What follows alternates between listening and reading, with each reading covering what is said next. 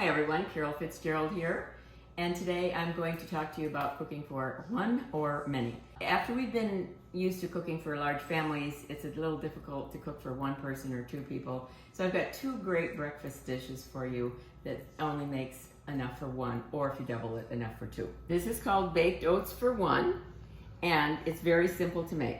So it calls for half a cup of oats. Both of these are oats. Half a cup of, I use the soy milk as we've talked about before. Half a tablespoon of chia seeds. And chia seeds, you get your great omega-3 fats. It's a great thickener as well. And then we've got 1 tablespoon of cocoa, 3 tablespoons of erythritol, and this is a plant-based sweetener. It's about 70% as sweet as sugar. It has 95% fewer calories than sugar, a low glycemic impact. It doesn't contribute to tooth decay. It's really much better for you than sugar, and it gives you a great sweetness as well. That goes in there.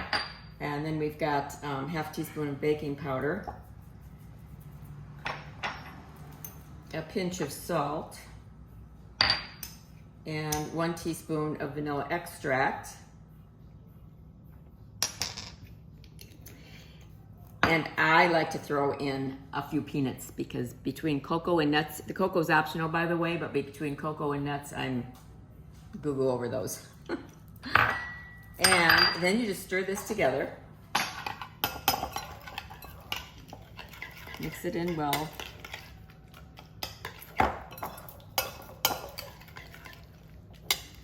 You can double this even for one if you want more than that. And then you just pour it into an individual baking dish, like so. Spread it all out. Where's my rubber scraper when I need one? I've got most of it in there. Okay. And then this goes in the oven for 375 for 20 minutes. And I use my tabletop oven here. I had a little something in here before. So it's going in there, preheated, and 20 minutes later we'll come back and take a look at it. Okay, so 1 oat dish is in the oven baking now, and you could prepare that one the night before if you wanted to save time. It bakes for 20 minutes. This one you do prepare overnight, the night before, and you put it in the refrigerator to be ready for you the next morning. So we're going to start with 6 dates, 1 cup of plant-based milk, 1 tablespoon of flaxseed, which is your thickener, of course, and also the omega-3s that are so necessary. You know, we get a preponderance of omega-6s, and we really need to balance that out more. We should have more omega-3s than omega-6s. So chia seeds and the flax seeds give you the omega-3s.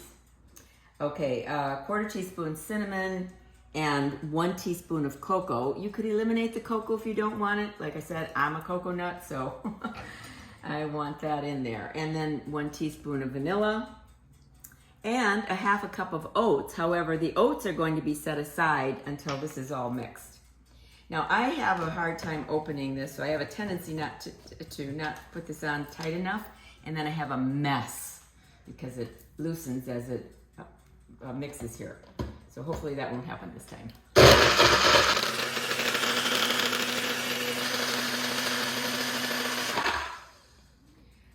Good job. It didn't get messy, and see, I'm having a hard time unscrewing this, but I got it. Okay.